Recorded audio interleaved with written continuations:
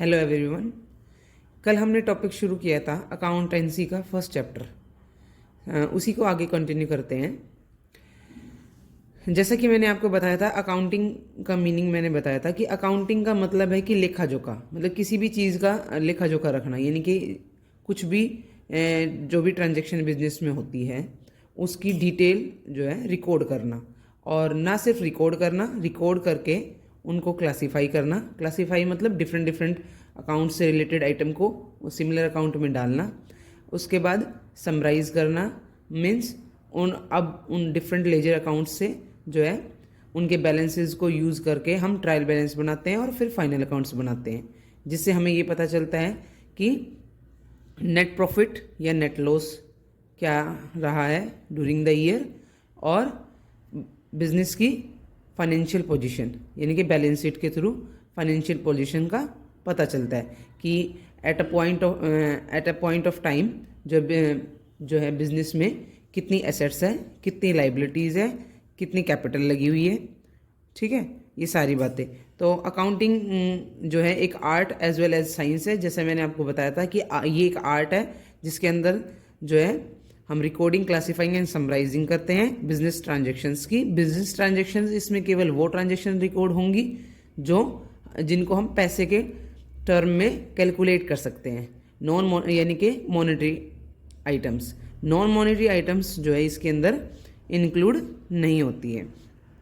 और दूसरा मैंने ये बताया था कि अकाउंटिंग एज अ साइंस हम इसलिए लेते हैं क्योंकि अकाउंटिंग के कुछ स्पेसिफिक प्रिंसिपल्स और टेक्निक्स होते हैं जिनको अप्लाई किया जाता है हर एक अकाउंटेंट के द्वारा। ये जो है यूनिवर्सल स्टैंडर्ड्स होते हैं, प्रिंसिपल्स होते हैं जिनकी मदद से जो है हर एक अकाउंट्स जो भी मेंटेन किए जाते हैं, चाहे वो इंडिया में हो, चाहे यूएसए में हो, चाहे कहीं पर भी हो, उनमें ताकि हार्मोनाइजेशन आ सके अकाउंटिंग प्रिंसिपल्स को यूज़ करके। देन ये हमने फीचर्स सारे पढ़ लिए थे कि जो है accounting is an art as well as science. Second था अकाउंटिंग में फाइनेंशियल ट्रांजैक्शंस ही रिकॉर्ड किए जाते हैं, नॉन फाइनेंशियल नहीं किए जाते हैं। थर्ड था कि अकाउंटिंग में रिकॉर्डिंग जो है इन टर्म ऑफ मनी की जाती है। जैसे अगर कंपनी के पास लैंड है तो उसकी कितने में वो लैंड परचेज की गई है उसी वैल्यू पर रिकॉर्ड की जाएगी। देन है क्लासीफाइंग, जितने भी ट्रांजेक्शन्स किए जाते हैं उनको डिफरेंट अकाउंट्स में जो है क्लासीफाई कर दिया जाता है। ये हम आगे पढ़ेंगे कि टाइप ऑफ अकाउंट कितने होते हैं और कैसे जो हम अकाउंट्स में जो है अलग अलग अकाउंट्स में ट्रांजेक्शन्स को रिकॉर्ड करते हैं। देन है समराइजिंग। समराइजिंग में मैंने आपको अभी बताया कि सभी लेजर अकाउंट्स के बैलेंसेस को यूज़ करके हम ट्रायल बैलेंस बनाते हैं और उसकी मदद से जो हम फाइनल अकाउंट्स प्रिपेयर करते हैं, जिसके अंदर जो है trading and profit and loss account बनता है और बैलेंस शीट बनती है, और जिसकी मदद से जो हम नेट प्रॉफिट और net loss during the year and financial position of the business जो है जानते हैं। उसके बाद मैंने आपको बताया था कि जो है अकाउंटिंग साइकिल, यानी कि अकाउंटिंग जो है एक साइकिल के रूप में काम करती है। सबसे पहले बिजनेस में ट्रांजैक्शंस होती हैं, फिर हम उनको पहचान कर मॉनेटरी टर्म की जो भी आइटम्स है उनको पहचान कर हम कहाँ रिकॉर्ड करते हैं, जर्नल में रिकॉर्ड करते हैं। और जर्नल भी दो तरीके से हो सकती है। स्मॉल बिजनेसेस के लिए एक ही जर्नल होती है, और बड़े बिजनेसेस के, लार्ज बिजनेस फर्म्स के लिए जो है एक टाइप की जर्नल्स हो सकती है। देन उनकी मदद से फिर हम जो है सभी ट्रांजेक्शन्स को डिफरेंट अकाउंट्स में क्लासीफाई करते हैं। कहाँ पर करते हैं? लेजर में करते हैं। ओके, उसके बाद लेजर बुक की मदद से जो है हम जो है ट्रायल बैलेंस प्रिपेयर करते हैं। एक स्टेटमेंट होती है जिसके अंदर सभी अकाउंट्स के बैलेंस जो है लिखे रहते हैं।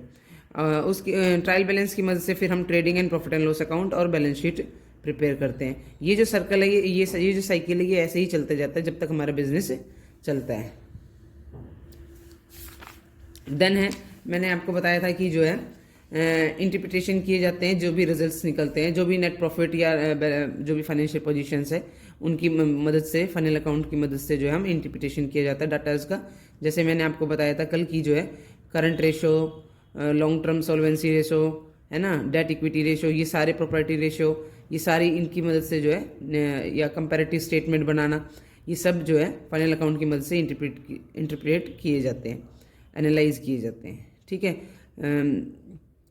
अगर ये वीडियो कोई 11th क्लास का बच्चा देख रहा है तो मे बी उसके लिए हाई टर्म्स हो सकती है, बट लेकिन आगे आप जैसे जैसे पढ़ोगे तो आपको समझ में आ जाएंगे कि इंटरप्रिटेशन का मतलब क्या है, कि जो हमने फाइनल अकाउंट्स के थ्रू जो चीज़ें निकली, जो नेट प्रॉफिट या नेट लॉस या फाइनेंशियल पोजीशन जो निकली है, उसका यूज़ करना, कि उसको आगे और फर्दर क्वालिटेटिव इंफॉर्मेशन के रूप में मैनेजमेंट जो है यूज़ करती है उसको, कि हमारे पास आज की डेट में कितना डेट है, कितनी इक्विटी है, ठीक है, यानी कितनी लोन अमाउंट है, कितनी ऑनर्स अमाउंट है, इस तरीके से।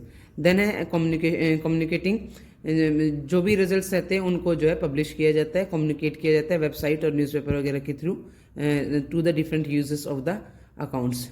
यूजर्स कंपनी के कोई भी हो सकते हैं, मैंने आपको कल बताया था कि जो है इंटरनल यूजर्स भी हो सकते हैं और एक्सटर्नल यूजर्स भी हो सकते हैं। अब आज का टॉपिक है ऑब्जेक्टिव ऑफ अकाउंटिंग। जैसे कि हमने इसके फीचर्स पढ़े, सेम उसी से रिलेटेड इसके ऑब्जेक्टिव है। इसको क्यों बनाया जाता है, बनाने का उद्देश्य क्या है? बनाने का उद्देश्य यही है, एक सिस्टमेटिक रिकॉर्ड रहे बिजनेस ट्रांजेक्शन्स का। दूसरा, प्रॉफिट और लॉस कैलकुलेट कर सके हम, ड्यूरिंग द ईयर हमने क्या कमाया है। To know the exact reason leading to net profit और नेट लॉस, एग्जैक्ट रीजंस को जान सके कि क्या कारण रहा है जिसकी वजह से नेट प्रॉफिट या नेट लॉस हुआ है। To ascertain the financial position of the business, यानी कि बैलेंस शीट की वजह से की मदद से जो है हम बिजनेस की फाइनेंशियल पोजीशंस को जान सकते हैं। देन है to ascertain the progress of the business from year to year. अच्छा, हर एक साल के लिए जो है अकाउंटिंग की जाती है, तो हर साल के रिकॉर्ड्स हमारे पास होंगे, तो उनकी मदद से जो है हम अकाउंटिंग की मदद से जो हम प्रोग्रेस ऑफ द बिजनेस भी जान सकते हैं ईयर टू ईयर। उसके बाद है टू डिडक्ट और prevent the error of frauds. Accounting की मदद से जो है फ्रॉड्स और एरर होने के चांसेस कम हो जाते हैं, और ये जो इन्फॉर्मेशन है डिफरेंट यूजर्स को प्रोवाइड करने के लिए भी हम मेंटेन करते हैं। अब अकाउंटिंग का काम क्या है? अकाउंटिंग का काम है कि कंप्लीट मेंटेन करना कंप्लीट और सिस्टमेटिक रिकॉर्ड्स, और कम्युनिकेट करना financial results to the various parties. जैसे मैंने आपको कल ही बताया था कि वेरियस पार्टीज में कौन हो सकते हैं? गवर्नमेंट हो सकते हैं, क्रेडिटर हो सकते हैं, सप्लायर हो सकते हैं। अब क्योंकि इन अब कहोगे कि इनको कम्युनिकेट करने की क्या जरूरत है, क्योंकि इनकी डिफरेंट नीड्स को फुलफिल करना बिजनेस का भी ये ऑब्जेक्टिव होता है। अगर कोई सप्लायर है तो वो बैलेंस शीट वगैरह को देखकर और प्रॉफिट एंड लॉस वगैरह को देखकर बिजनेस की तभी जो है उधार माल सप्लाई करता है और अपने कनेक्शंस आगे रखता है। ऐसे ही गवर्नमेंट है, गवर्नमेंट भी जो है टैक्स लेती है तो फिर वो भी फाइनल अकाउंट्स की मदद से ही देखती है कि जो है कंपनी ने एग्जैक्ट इतना ही प्रॉफिट कमाया, टैक्स की जो है चोरी तो नहीं की है, प्रॉफिट कम करके कम करके तो नहीं दिखाया है, ये सारी चीज़ें। इसीलिए जो डिफरेंट पार्टीज़ को कम्युनिकेट करने के लिए रिजल्ट्स, तो अकाउंटिंग का ये भी एक काम है। फिर protecting the assets of business की एसेट्स को भी प्रोटेक्ट करने में मदद करता है, ये भी इसका काम है। आप सोचोगे ये कैसे प्रोटेक्ट करता है, तो ये इसका मैनेजमेंट, क्योंकि आपको पता है कि डिफरेंट अकाउंट्स मेंटेन होते हैं, राइट। मैंने आपको बताया हर एक एसेट्स का अलग अलग अकाउंट मेंटेन होता है। इसकी मदद से हमें ये पता चलता है कि हमारे पास अकाउंटिंग की मदद से ये पता चलता है कि हमारे पास एग्जैक्ट कैश इन हैंड कितना है, कितनी इन्वेंट्री है, कितने डेटर्स है। तो ये जितनी भी एसेट्स हमारी होती है ना, उसका सारा लेखा जोखा जो है अकाउंटिंग की मदद से किया जाता है, और इसी की हेल्प से जो है मैनेजमेंट जो है प्रॉपर कंट्रोल कर सकती है उनके ऊपर। देन है प्रोवाइड असिस्टेंस टू मैनेजमेंट। ये मैंने अभी आपको बताया कि जैसे एसेट्स को प्रोटेक्ट करने में हेल्प करती है अकाउंटिंग, ऐसे ही जो है डिफरेंट टाइप की असिस्टेंस जो है मैनेजमेंट को प्रोवाइड करती है अकाउंटिंग, जो कि टाइमली जो है ये इंफॉर्मेशन मैनेजमेंट के द्वारा यूज़ की जाती है उनकी प्लानिंग में, कंट्रोलिंग में और डिसीजन मेकिंग में। देन है ट्रस्टीशिप। मैनेजमेंट जो है कंपनी के ट्रस्टी होते हैं, एक तरीके से मैनेजमेंट ही कंपनी को चलाती है, तो मैनेजमेंट कंपनी के ट्रस्टी होते हैं। तो इसी और उनके काम में मदद जो है अकाउंटिंग ही करती है। तो accounting assist them to control the resource properly. जितने भी रिसोर्सेज होते हैं उनको प्रॉपरली कंट्रोल करना और बिजनेस को स्मूथली रन करने में जो है मैनेजमेंट की हेल्प अकाउंटिंग करती है। फिर है कंप्लायंस ऑफ लीगल नीड्स। जैसे मैंने अभी थोड़ी देर पहले बताया कि गवर्नमेंट भी जो है कंपनीज की रिपोर्ट्स वगैरह देखती है, उन पे भी नज़र रखती है। तो ये जो हमारे फाइनल अकाउंट्स होते हैं ये जो है एज एन एविडेंस जो है यूज़ किए जाते हैं और इन्हीं की मदद से जो है कंपनी एक्ट के जो भी रूल्स रेगुलेशन है और इनकम टैक्स एक्ट और जीएसटी एक्ट, ये सारे वेरियस टैक्स के प्रोविजंस जो है यूज़ किए जाते हैं। अब एक बिजनेस को जो है सबमिट करनी पड़ती है वेरियस स्टेटमेंट, जैसे कि एनुअल अकाउंट, इनकम टैक्स के स्टेटमेंट और जीएसटी रिटर्न वगैरह। तो अकाउंटिंग परफॉर्म करती है this function by supplying the information to the government agencies, then है फिक्सिंग द रिस्पॉन्सिबिलिटीज। अकाउंटिंग की मदद से जो है हम डिफरेंट जो भी डिविजनल या डिपार्टमेंटल हेड होते हैं उनकी रिस्पॉन्सिबिलिटीज भी हम फिक्स कर सकते हैं।